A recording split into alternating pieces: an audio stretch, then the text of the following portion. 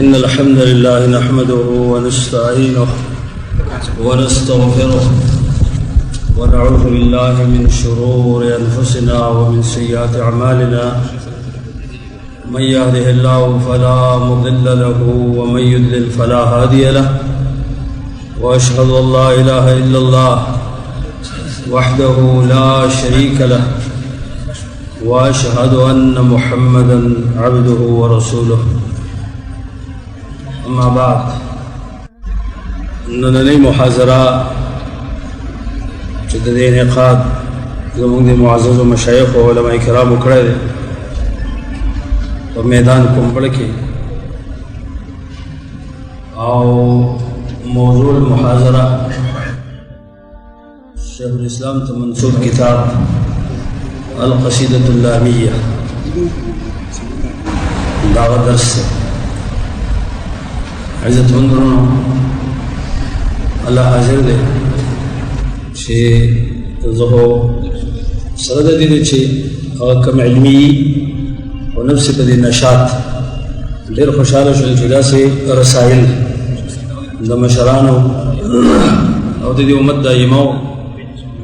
د هغې محاضرات او د هغې دروس د دې ابتدا د دې ځای نه وشوه امید د الله نه ساتو چې انشاءالله آینده به هم دا تسلسل جاري ساتو مختلف رسائل دي د مشرانو د دې امت د امامانو چې پای کې بالکل سلفي عقیده ذکر ده چې په توحید سنت بنا ده او په کتاب سنت او په وحي او داسې اوږده کتابونه هم نه دي د سلفو دا رسایل دا لڼ هم دي او بابرکته دي ملا لقدیر زی لیکلي دي رحمه الله وایي د سلفو خبرې لږې وي خو برکت پکې ډېر و او دا چې کوم خلق متکلمین دي خبرې ډېرې کوي او برکت پکې نشته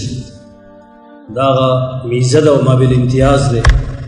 په منځ د اقوالو د سلفو کې او د خبرو د خلفو کې زمونږ په مدارسو کې یا په مجتمعاتو کې حقیقت چې وایي نو ګوره دا اهتمام ډېر کم دی دا په عربو کې سعودي عرب کې چې کوم علما پاتې شوي دي هلته دا اهتمام ډېر زیات دی ځکه خلک علی بصیرتین دي طلاب علما عوام هم پوهېږي زموږ تاسو مدارس وګورئ موږ څه وایو شرع العقاید د تفتزاني وایو او دا خو زموږ عقیده نه ده که او نه پای کې څه عقیده شته داسې باقي چې زموږ د عقیدې کوم کتابونه دي څوک نه وایي لکه مثلا شرع العقیدة الطحاویه دا د ابن ابي العز رحمه الله اوږده شرح په عقیده طحاویه باندې نو دا یو ډېر ښه کتاب دی او دا زموږ په مدارس کې به ډېر کم لوستی کېږي بس هسې دا علما هم ستړي دي او شرح لږ اوږده هم ده اوس یو مهذبه نسخه پکې چاپ شوې ده چې د هغه نه زیات هغه زایدي خبرې لرې کړي دي هغه ډېره مزیداره ده کوم چې مهذبه ده یو عرب عالم تهذیب د هغه کړی دی داسې نور کتابونه واسطې شوه د شیخ الاسلام یا تدمورې شوه یا د لمة الاعتقاد د مقدسي صاحب شو یا د ایمان متعلق کتابونه شو د شیخ الاسلام ابن تیمیه یا د نورو ائمهو یا د توحید په موضوع چې کوم لیکلی شوي دي د دې دروس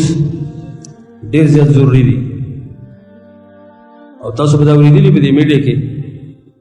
بعضې ملیان وایي دا سنه په نوم چې کوم کتابونه دي او د توحید په نوم دا جراثیم دي وایي عیاذ بالله معنی توحید سنت دا جراثیم دي دا مطلب څه کنه نو کاغه کتاب التوحید د ابن خزیمه ده کاغه کتاب التوحید د امام ابن منده ده دته جراثیم وینو کتاب التوحید د بخاری ته بسوي دا خو یو شان د مسائل پکې دي کتاب التوحید د بخاری کې او په نور کتابونو کې چې توحید په نوم لیکل شوی دی یا د سنت په نوم لیکل شوی دی نو موږ تاسو ته د دې اهتمام ډیر زیات پکار دی خاص کر په دې دور کې چې دلته فتنې ډېرې زیاتې دي مختلفې فتنې د الحاد زندقت نور بدعات تعطیل نن بیا په عروج دی او دغه دپاره دیو بیا علمونه درس کې چې کوم د اصل کې بنیاد د فساد علم کلام چوته وي. نو دا غرض او په ضمن د دې رسایلو کې بیا خاص کر امام ابن تیمیه رحم الله کتابونه دا خو د هر مؤمن دپاره د دې مطالعه او ویل او بیا دغه مطابق دعوت او عمل دا خو ډېر زیات ضروري دي. الله دې موږ تاسو ته توفیق راکړي، الله دې علماو ته اجر ورکړي،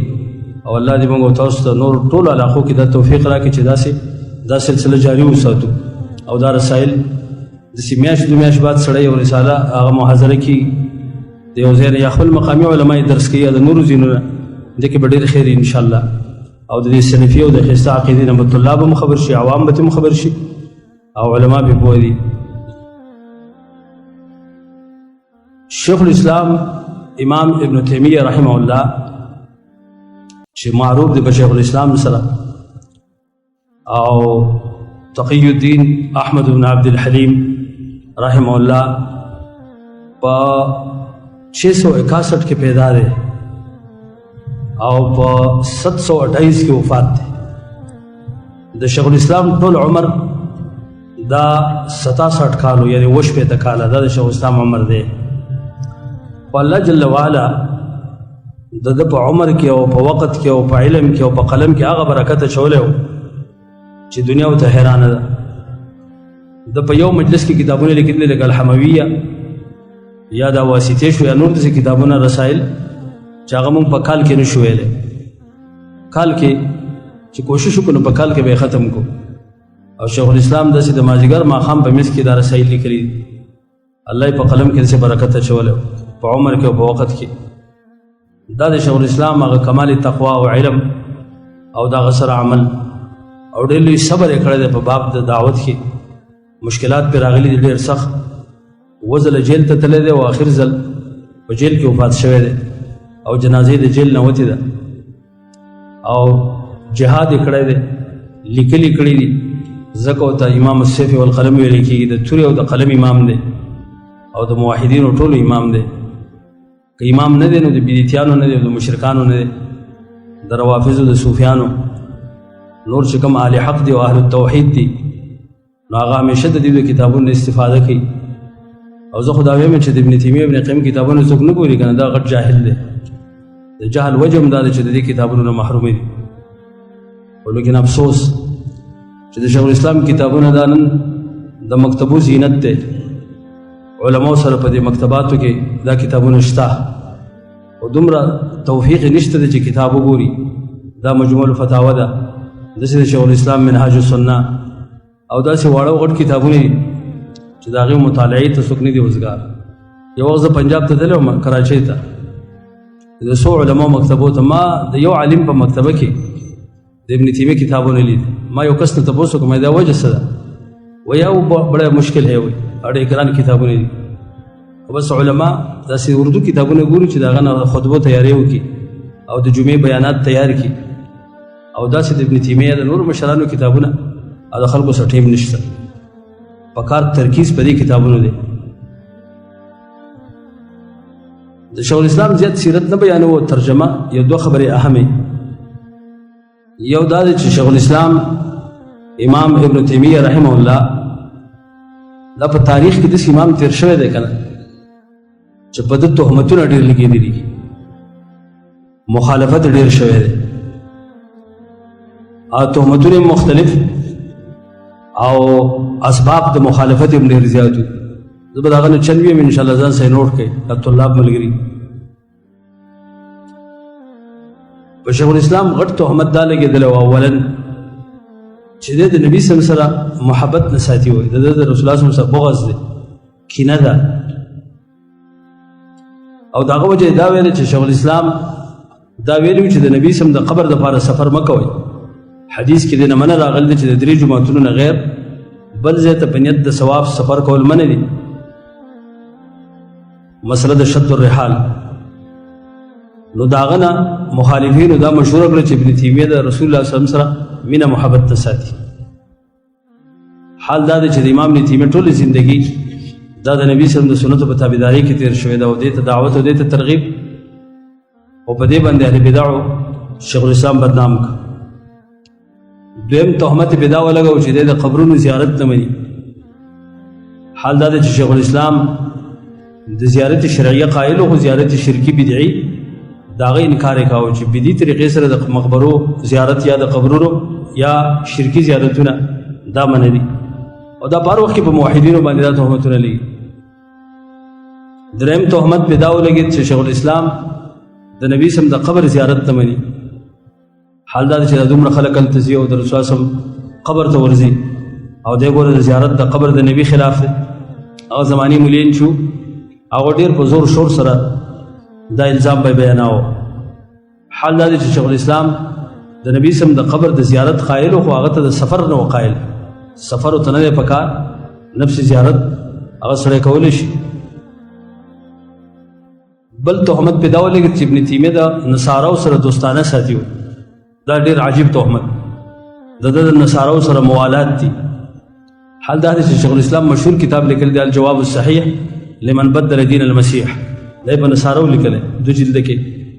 په څلور اجزاو کې چاپ دی. دا تهمت عجیب.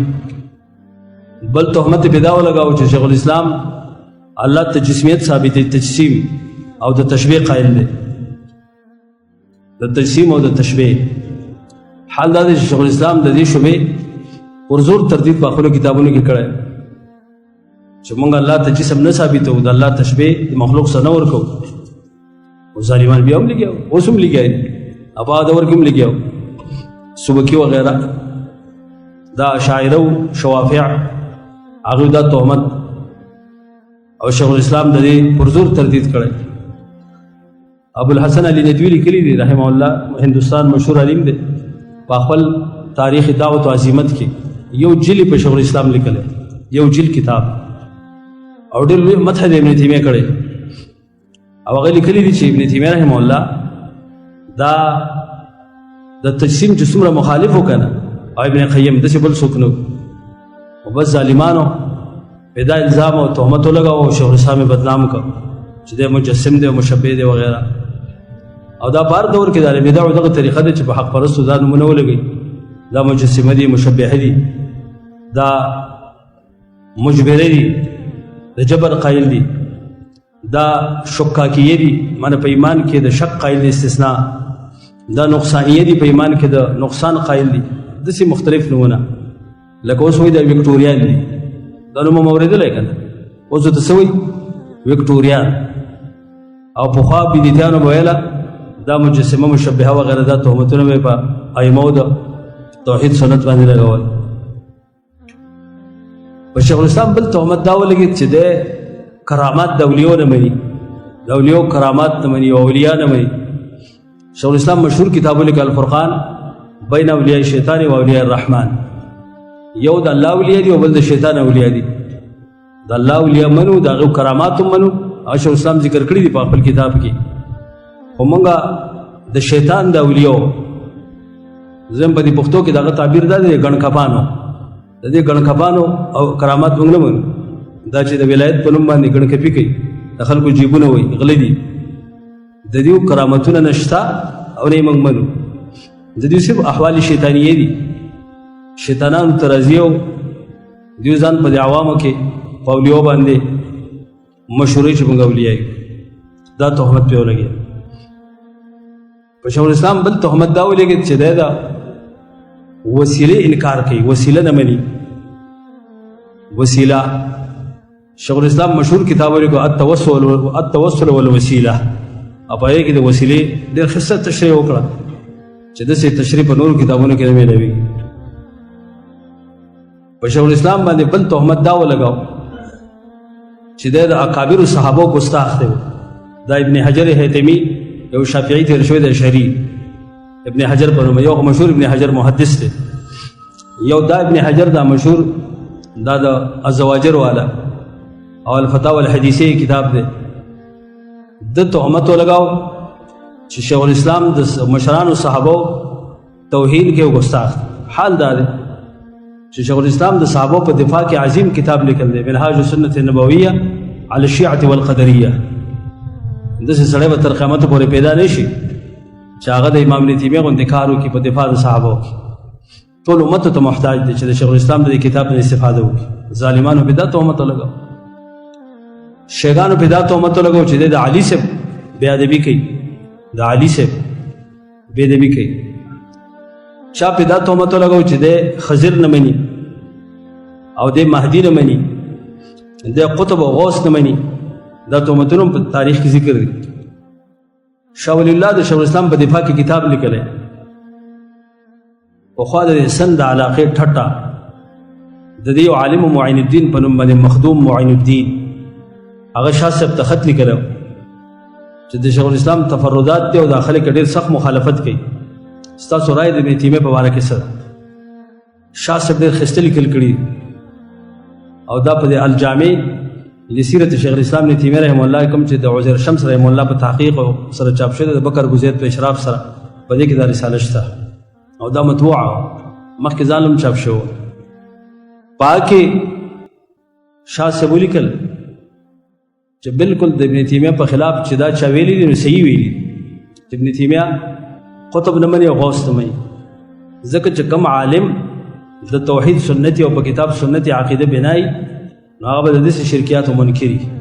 ابن تیمیه خو د خپلې زمانې یو ډېر لوی مجتهد او باعمل عالم و نو که هغه دا انکار کړ دی نو دا خو عین توحید دی د قطب نه و د غوث نه کله ویل خضر نه مني هغه ژوندی نه مني کله ویل مهدي نه مني هغه مهدي د شیګانو دا تهمت په شیخ الاسلام یې ولګاو کله ویل چې دی په الله کې د تغییر قایل دی حلول الحوادث ته د مولین وي هغه الله ته د صفات اختیاریه او د صفات فعلیه او اثبات هغه له تغییر نوم ورکړه حلول الحوادث دی چې الله کې تغییر راځي دا هم شیخ الاسلام شرح کړي په درو تعارض العقل والنقل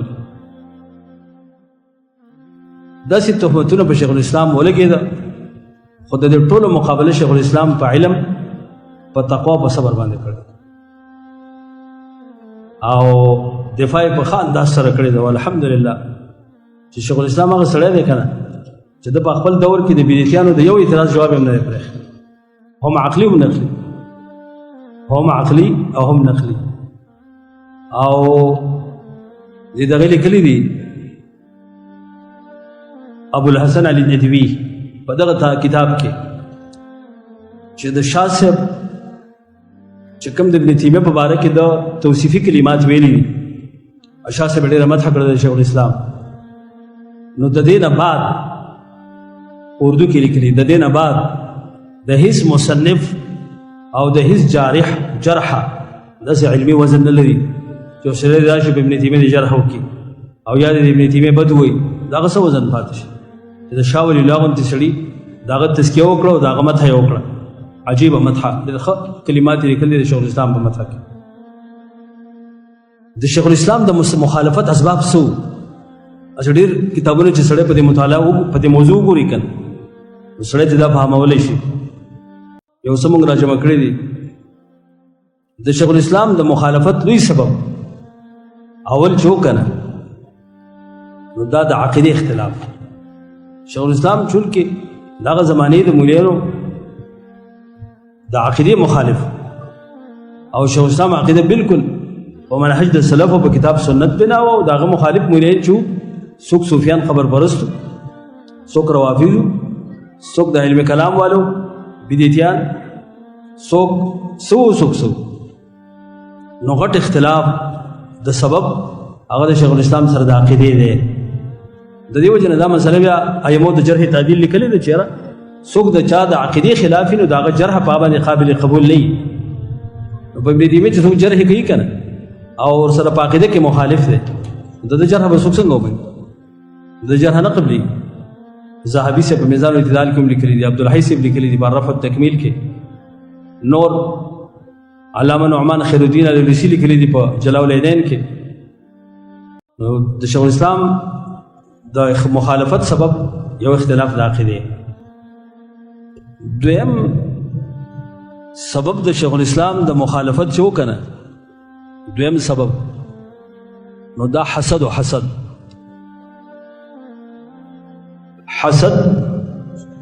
دا د شیخ الاسلام د مخالفت لوی سبب مولیان حسد راغستي چېرې د ابن تیمیه رحمه الله دا دومره لوی علمیت والا سړی او دومره قابلیت او استعداد ته الله ورکړی دی او د علوم عقلیه او نقلیه حافظ دی نو او د دومره شهرت دی او زمونږ شهرت نشته. نو حسد راغسیو په دې وجه باندې د شیخ الاسلام سره مخالفت کړ دی او هغه ته اذیتونه او تکلیفونه ورکړي. د لوی وجه حسد مو دا بدرالدین عینی هم لیکلي دی او جلالین کې علامه نعمان خیرالدین الوریسی هم لیکلي. بل سبب د مخالفت د شیخ الاسلام دا تعصب مذهبي و. شیخ الاسلام داسې سړی و چې دی د یو مذهب پابند نه و، د یو خاص مذهب پابند نه و. خلک به دی حنبلي و، خو امام ابن قیم رحمه الله اعلام الموقعین کې د دې تردید کړی دی چې ابن تیمیه د احمد بن حنبل مقلد نه و. ابن تیمیه په خپله مجتهد دی، باقي الله سبحانه وتعالی د اجتهاد اهلیت یې ښه. او شیخ الاسلام یو آزاد محدث و چې د چا مذهب به د کتاب سنت سره موافق و د هغه تایید به یې کوه، د چا خبره به چې خلاف وه هغه یې رد کوله. او دا نور خلق ملین شو، څوک شوافی، څوک مالکیان، څوک پکې احناف، حنفیو. نو د دې وجې نه هغه مذهبي تعصب، او دا مذهبي تعصب خو غټ بت دی. ګوره دا تاسو چې څه دا مفاسد اوسي نه که نه په دې عالم کې دې په شاته مذهبي تعصب دی. نو د دې وجې نه د شیخ الاسلام مخالفت شروع کو، د شیخ الاسلام تکلیفونه هغه تاسو ولیدل. څلورم سبب د مخالفت معاصرت قانون دا دی چې په یو دور کې چې مولي نه کنه نو یو مولا د بل مولا علمیت نه مني. دا به تاسو ته پته المعاصره اصل المنافره، معاصرت اصل د منافرت دی. او د عبد الله بن عباس یو اثر دی په جامع بیان العلم کې حافظ بن عبدالبر را نقل کړی دی. سند باندې لږ کلام شته دی، خو هغه وایي د دې مولانو د یو بل سره دومره نالګي که نه لکه چیلي چې په یو انګړ کې راجمع کړي، مختلف چیلي دا چې په یو انګړ کې راجمع کړي داسې مست چیلي، او دا یو چیلی بل نه تسلیموي، بس ایسته په خرو یې وایي او کله سو سره کوي، کله سو سره کوي. د دې مولانو د یو بل سره دومره نالګي. د امام ابن تیمیه رحمه الله د مخالفت لوی سبب دا معاصرت هم. باقي دو مولان ډېر پیش شو. دا تاسو وګورئ، یو سبکي دی علي بن عبدالکافي السبکي تقي الدین، او د اشعري دی، او بل د ابو حیان نحوي دی. ابو حیان دا د هدایت النحو والا مصنف شي دی. ابو حیان دا ابو حیان اول د شیخ الاسلام مداح و. یو ځل د شیخ الاسلام بحث وشو. شیخ الاسلام چې کله مصر ته لاړ تاتاریانو خلاف خلک راپورته کول. ابو حیان په مصر کې و، د شیخ الاسلام ملاقات ته راغی. شیخ الاسلام د خپل زمانې بس د الله یو نښه وه، خلک به تماشې ته راتله چې څنګه سړی نو چې راغی نو شیخ الاسلام ډېر جلالي سړی و. هغه په سبوی اعتراضونه وکړه په کتاب د سبوی باندې. ابو حیان خو نحوي و ناقصه شو، هغه ته په سبوی اعتراضونه کوي. نو شیخ الاسلام ویل چې سبوی خو پیغمبر نه دی د نحوي، که نه ته پې ولې خفه کېږي؟ هغه د نحوي پیغمبر نه دی، معصوم نه دی، خطا کېږي او حق ته هم رسي. دا هغه نه وروسته ابو حیان د شیخ الاسلام مخالف شي، او دی معاصر و، د یوې زمانې سړی و. بیا یې حال د دې نه مخکې به یې مدح هم کوله په اشعارو کې، قصیدو کې. او یو سبکي دی، دی د معاصرت د وجې نه مخالف شو. بل د شیخ الاسلام د مخالفت لوی سبب چې وکړه نو هغه عدم تحقیق و. شیخ الاسلام یو محقق عالم و، او د دې نورو مليانو سره تحقیق نه و، نو د دې وجې نه صرف مخالفت به یې کوه. ابن تیمیه داسې دی او داسې دی او داسې دی، او په خبره نه پوهېده، تحقیق ته نه رسېده. شپږم سبب چې و هغه د عدم تاویل. شیخ الاسلام د الله په نومونو صفتونو کې تاویل نه کاوه،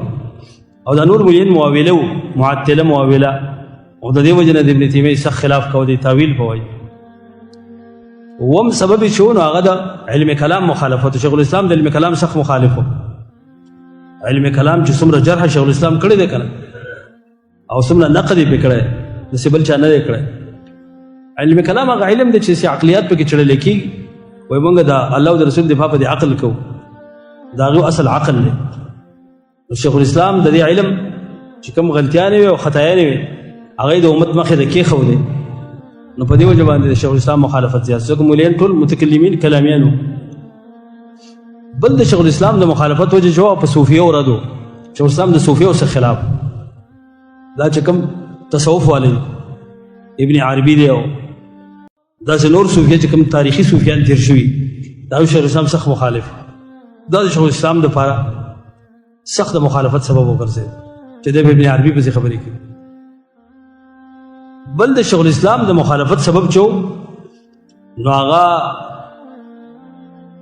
د شیخ الاسلام بعضې تفرداتو په دې خبره ځان ښه پوه کوي. داسې تفردات د شیخ الاسلام چې داسې په نورو مذاهبو کو نورو ملیانو به خبرې نه کولې، ابن تیمیه به کولې تفردات، او هغه تفردات د تحقیق په بنا و. بعضې داسې مسایل چې او دا د هر مجتهدي هر مجتهد چې کنه د هغه بعضې اختیارات تفردات یي او دومره غټه خبره نه وي لکه څومره چې د ملیانو جوړه کړه. او دغه ابوالحسن ندوي لیکلي چې د شیخ الاسلام نه مخکې چې چا تفردات کړي دي لکه ابن عربي، نو حال دا دی چې ابن عربي په دې امت کې خلک په ولي پیژني، شیخ اکبر ورته وایي کنه، شیخ اکبر. ابن عربي ته خلک شیخ اکبر وایي. حال دا دی چې د ابن عربي په باره کې د ډېرو محدثینو فتوا د کفر دا مسلمان نه و. د چې کومې خبرې کړي دي خاص کر نږدې ملا علی قاري کتاب لیکل دی الرد علی القائلین بوحدة الوجود، او پاکې ملا علی قاري تصریح کړی دی چې ابن عربي او دغه ټول مریدان کافر دي، د اسلام نه خارج دي، ځکه دا چې څومره کفري عقیده ساتي. نو ابوالحسن ندوي لیکلي دي چې د مخکنو مولانو تفردات چې راوالې د ابن تیمیه تفردات د هغه نه ډېر کم، او که تفرد یې کړی دی ذهبي صاحب لیکي نو هغه د کتاب سنت په دلیل یې کړی، هغه لپاره شیخ الاسلام به مناظرې کولې، بحثونه اوږده اوږده به یې کول، ادله به یې پیش کول، خو چونکې چې هغه مسلې نورو خلکو نه کولې هغه د شیخ الاسلام د مخالفت سبب جوړ شو. تفردات د شیخ الاسلام او د هر عالم ده. بل د شیخ الاسلام رحمه الله د مخالفت لوی سبب هغه دغه د الله صفات فعلیه صفات الافعال چې ورته وایي هغه الله له ثابتول. په دې وجه د شیخ الاسلام مخالفت مولیانو کو چې د په الله کې د تغییر قایل دي، حلول الحوادث مثلا. او بعضې یو بل سبب د شیخ الاسلام د مخالفت تقلیدن و. تقلیدن څه مطلب؟ چې مخکې مولیانو خلاف کړو هغه وروسته مولیان به شراله د مخکنو په تقلید کې به خلاف کاو، تقلیدي خلاف. په خپله پوه به ورسره نه وه یاره د ده خلاف سبکي کړی، د ده خلاف چې دی نو پلانکي کړی، نو د دې وجې نه تقلیدي خلاف به یې کاو. دا اوس هم چې کوم مولیان لګیا دي که نه، نو نه د ابن تیمیه په خبره پوهېږي نه د ابن تیمیه په کتاب پوهېږي، صرف تقلیدي خلاف. یاره پلانکي ویلی دي چې دا داسې و او پلانکي وایي چې دا داسې و، موږ څه په کتاب کې دي چې هغه ویل دا داسې، دې د تقلیدي خلاف وایي. نو الغرض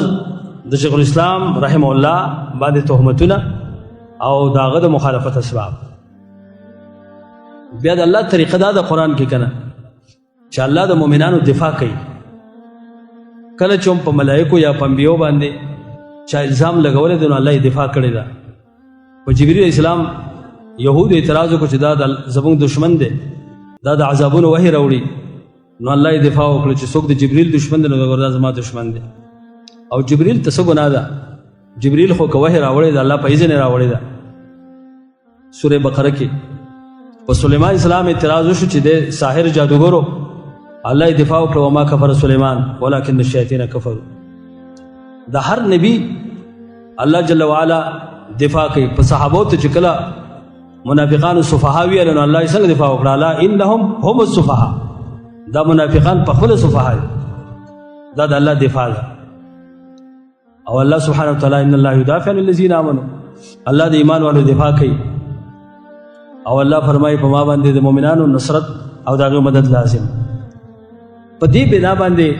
د امت علما راولېږي د ابن تیمیه دفاع وکړه. او د شیخ الاسلام تراجم یې ولیکل، څومره لیکل چې په تاریخ کې په ابن تیمیه شوي دا بل چا نه لیکل، په بل امام به نه شي، څومره چې په ده شوي. او ذهبي صاحب لیکلي دي وایي یاره که زه د شیخ الاسلام خبره کوم نو خلک راته وایي یاره ته غالي، ته د ابن تیمیه په باره کې غلو کې، او دا چې د شیخ الاسلام ملګري کم دي او د هغه نه متاثره دي دوی ماته ته تقصیر کې ته کمی کې ابن تیمیه د دې نه هم ډېر زیات وایي زه په دواړو کې حیران یم. خو ماته چې څومره په نظر راغل ده نو بحر لا ساحل له کنز لا نظیر له، بس سمندرو اړو کناره نه و ساحل نه و او کنز لا نظیر له، د علم خزانه و هیڅ نظیر په دنیا کې دغه نه. یو شی ذهبي صاحب نوٹ کړی دی چې شیخ الاسلام په طبیعت کې تیزی ووایي، تیزی پکې وه او دا واقعي چې شیخ الاسلام ډېر غټ علمیت لره په هر فن کې، د ابن تیمیه سره چا مناظرې هم نشو کولی. نو د ابن تیمیه په مزاج کې وي تیزي وه، غضب غصه پکې وه. کله به چې په خپل خصم باندې اعتراض کوو نو د هغه د علم او د هغه د پوهې به یې ډېر سپکاوی کوو. لکه هغه تقي ابن اخنائي په نوم یو ملا و، نو په هغه چې کله شیخ الاسلام رد ولیکه نو هغه ته ویل چې ته ډېر غټ جاهل یې، ناپوهه یې، تا سره ورسره علم نشته، علم دې کم دی. وایي داسې خبرو د شیخ الاسلام مخالفت په دنیا کې دې هم خبرو هم زیات کړی چې په مناظرو کې به شیخ الاسلام ډېر سخت ګرفت کاوه، د مقابله او د خصم او جلال پکې و، غصه پکې و. دا خیر مزاج کې د هر چا مزاج بدلی. او د شیخ الاسلام دفاع ډېرو امامانو کړې ده. په آخر کې دا یو کتاب تاسو سره وایي، مشهور کتاب دی. کله چې شیخ الاسلام ته کافر ویلی شو، او یوازې شیخ الاسلام د کافر نه، چې چا ابن تیمیه ته شیخ الاسلام ویله دا هم کافر دی. دا فتوا تاسو په تاریخ کې اورېدلې ده. علاء البخاري په نوم باندې یو ملا و، حنفي المذهب، هغه دا فتوا ورکړې وه چې ابن تیمیه مسلمان نه دی، د شاته مونځ نه کېږي، د پسې مونځ نه کېږي، او که چا دته شیخ الاسلام ویله دا به هم کافر. مولیانو کار خو دغه فتوی. الله سبحانه وتعالی د دمشق مشهور عالم ابو بکر محمد بن ناصر الدین الدمشقي هغه پیدا کو، هغه راولګېد او د ټولو محدثینو نه د شیخ الاسلام په دفاع کې دسخطې واغېستې. چا تاسو څه وایئ ابن تیمیه شیخ الاسلام دی که نه دی؟ په هغه محدثینو کې ابن حجر دی، مشهور محدث فتح الباری والا، په هغه کې بدر الدین عیني پکې دی، په هغه کې نور احناف پکې دي، او هغه لیکلي صرف د شوافیو نه او مالکان او احناف، حنابله پکې نشته. ځکه چې حنابله به بیا خلک وایي چې دا ابن تیمیه حنبلي نو دا ځکه مولیان د دفاع کوي. درې قسمه مولیانو نه د هغوی اقوال را نقل کړه: شوافی، حنابله، دا مالکان او احناف. او زه سخت لیکل هغې وکړه. بدر الدین عیني داسې الفاظ لیکلي دي د شیخ الاسلام په مدحه کې، وایي دا چې به څوک په شیخ الاسلام باندې اعتراضات کوي که نه، نو ما هم الا سلقع بلقع سلقع. دا اول په صاد سره او د آخر په سین سره دی. ما هم الا سلقع بلقع سلقع. دا یې په دې رد الوافر کې لیکلي، دا تقریض کې لیکلي. د دې لنډه معنا دا ده چې دا مولیان چې څوک د ابن تیمیه مخالف دي، دا د خیر نه خالي، د تقوا نه خالي، د علم نه خالي. بیا وایي ومکفروه، څوک چې ابن تیمیه ته کافر وایي دا څوک دي؟ نو دا چې دی نو دا ډېر څه بد الفاظ ویلي، وایي داسې بې نسبه دي، پلرونه یې هم نه دي معلوم. سلمعة بن قلمعة او حیان بن بیان، حی بن بیع، ذل بن ذل، ذلال بن تلال، دا الفاظ ویل دي. مجموعي معنا دا ده چې د ابن تیمیه څومره مخالف دي، دا د خیر نه خالي دي، تقوا پکې نشته، علم ورسره نشته، پلرونه یې نه دي معلوم، بې نسبه مولیان دي. او نور څوک په معاشره کې نه پېژني، صرف په ابن تیمیه ځان مشهوروي چې موږ د ابن تیمیه راغلو. دا نن هم مولیان د شهرت راغېستې. هلکه راځئ په ابن تیمیه پسې خبرې وکړو چې خلک هم وپېژني چې دا غټ ملا دی، د ابن تیمیه په کتاب کې غلطي راویست. او بیا یې ویله چې څوک ابن تیمیه ته کافر وایي نو فهو کافر حقیق، دا په خپله حقیقي کافر دی. او څوک چې ورته زندیق وایي نو فهو زندیق، دا په خپله زندیق. دا د بدر الدین عیني دفاع ده د شیخ الاسلام، او دا شیخ الاسلام دی. بیا د شیخ الاسلام معنی حافظ ابن حجر هم لیکل دي چې پرون هم شیخ الاسلام او نن هم شیخ الاسلام او سبا هم شیخ الاسلام. حال دا دی چې حافظ ابن حجر اشعري دی، خو د شیخ الاسلام نه سخت متاثره. داسې نورو شاه ولی الله صاحب او په دې رد الوافر کې تاسو وګورئ 8 علما دي چې هغوی د امام تیمیه په دفاع کې حافظ ابن کثیر دی او حافظ ابن رجب دی او حافظ عراقي دی او بشماره علما، هغه ټول شیخ الاسلام د شیخ الاسلام ویلي. او هغه ملا فتوا ورکړه چې که څوک دته شیخ الاسلام وایي نو هغه کافر. بهر صورت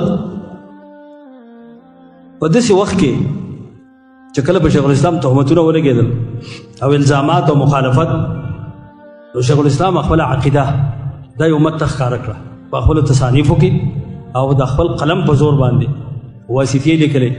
حمویې لیکلې، تدموریې لیکلې. شیخ الاسلام غټ او واړه کتابونه لیکلي دي، یا د چا په رد کې او یا د خپل عقیدې اظهار. یو په هغه کتابونو کې هغه دا قصیده ده القصیدة اللامیه چې دې کې د شیخ الاسلام عقیده ذکر ده رحمه الله رحمة واسعه. او دا یوازې د هغه عقیده نه ده بلکې دا د ټول امت د مسلمانانو د موحدینو او د اهل حق عقیده ده او اظهار د عقیدې پکاري دا د الله حکم د قرآن کې سورې بقره ال عمران کې الله ویلي چې کله یهود نصارا ویل دي موسی او عیسی نه مني نو الله خپل نبی ته ویلي دي چې ته خپل عقیده ظاهر کوو موږ تاسو ته ویل خپل عقیده ظاهر کړئ چې موږ موسی هم منو عیسی هم منو ټول انبیا منو شیخ الاسلام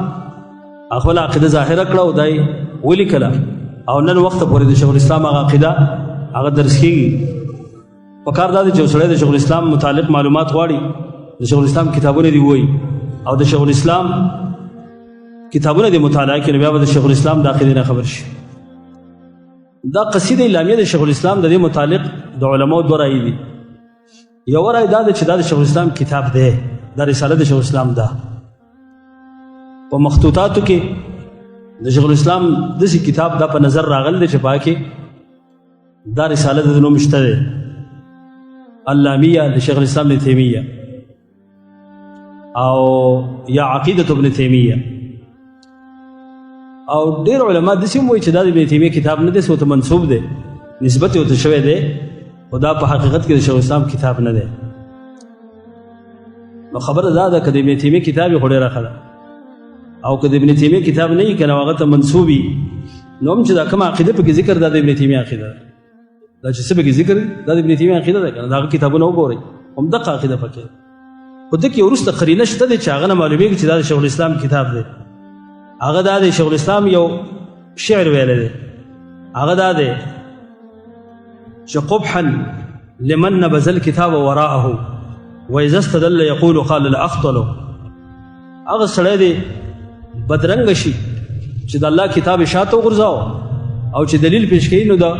اختل نصرانی قول پیش کوي د الله د کلام په مسله کې دا شعر د شیخ الاسلام دی او دا په مجموع الفتاوا کې د شیخ الاسلام په کتابونو کې ذکر دی دا وایي قوي قرینه د دې چې دا کتاب د شیخ الاسلام دی ځکه دا شعر دلته هم ذکر دی قبحا لمن نبذ الكتاب وراءه واذا استدل يقول قال الاخطر بهر صورت که د شیخ الاسلامي ما تاسو ویله نو هم ډېره ښه او که هغه ته منسوبي همدغه عقیده د شیخ الاسلام ده او موږ تاسو له د ده لوستل پکار دي ویل پکار دي چې د حق عقیدې نه خبر شو نو شیخ الاسلام دا خپله قصیده شروع کوي او دا په اشعارو کې ده 14 بیته پکې دي انشاءالله چې لنډ لنډ تعلیق پې کوو تاسو علما یې اکثر تاسو پته ده پاسې د تذکیر په طور او ځان پې خوشحاله وو ځکه د شیخ الاسلام ذکر چې څوک کوي که نه او د ده کتابونو نو بس هو المسک ما کررته یتزوع بس مسک مثال دی نو چې څومره استعمالی دومره پکې خوشبو ده پکې سړی د کتاب په خوږو نه مړېږي او د شیخ الاسلام د علم په خوږو سړی مړېږي نه د دې وجې نه ویلې پکار دي شیخ الاسلام فرمایي رحمه الله فرمایي وَيَا سَائِلِي عن مذهبي وعقيدتي رزق الهدى من للهداية يسأل یا سائلی عن مذهبی و عقیدتی اے تپوس کون کے زما دا مذہب و دا عقیدی چې ته د ابن تیمیه د مذہب و دا عقیدی تپوس کې یا سائلی کی یا حرف ندا او دا سائل منادا دے شیخ الاسلام منادی دے مقصود بالندا دے شیخ الاسلام د خپل عقیدی اظهار دے کله کاغه منادا حاضری کنه واقعي چا سوال کړی نو داغه خبرول مقصد دی او کله که سائل معلوم نه حاضر نه نو بیا تنبیه ده دا ندا یا خو حقیقی ندا ده او یا سی تنبیهن شیخ الاسلام دی یا سائلی عن مذهبی و عقیدتی دار چا په ذهن کې سوال پیدا کیږي چې د ابن تیمیه مذهب او عقیده سوا ما او تا ته هم وایي په وخت کې چې چا سوال کړی دی هغې ته هم وایي اے تپوس کوونکې زمانه عن مذهبی و عقیدتی زما د مذهب او زما د عقیدې د مذهب اطلاق اکثر په فروعو کې کېږي لکه حنفي مذهب شافعي مذهب مالکي حنبلي او د عقیدې اطلاق په اصولو کېږي خو دلته دا و عقیدتي عطف دی په مذهبي باندې نو دې کې اشاره ده دې ته چې دلته مذهب نه مراد فروع نه دي بلکې دلته د مذهب نه مراد عقیده ده مذهب او عقیده دلته یو شی دی دا و عقیدتي ځکه په مذهبي باندې عطف کړی دی په فروع کې ما تاسو ویل کنه شیخ الاسلام هغه مجتهد د یو خاص مذهب پابند نه و چې یا حنفي دی یا حنبلي دی یا شافعي بلکې شیخ الاسلام به کله کله داسې مسلې بیانولې چې د څلورو مذهبونو بهر به وي یو 19 مسلې علماء را جمع کړي دي دا د شیخ الاسلام شاګرد مشهور ابن عبدالهادي الصارم الملکی والا هغه وایي چې 19 مسلې موږ ته معلوم دي چې هغه د شیخ الاسلام داسې مسایل دي چې په څلور مذهبو کې نشته په څلور مذهبونو بهر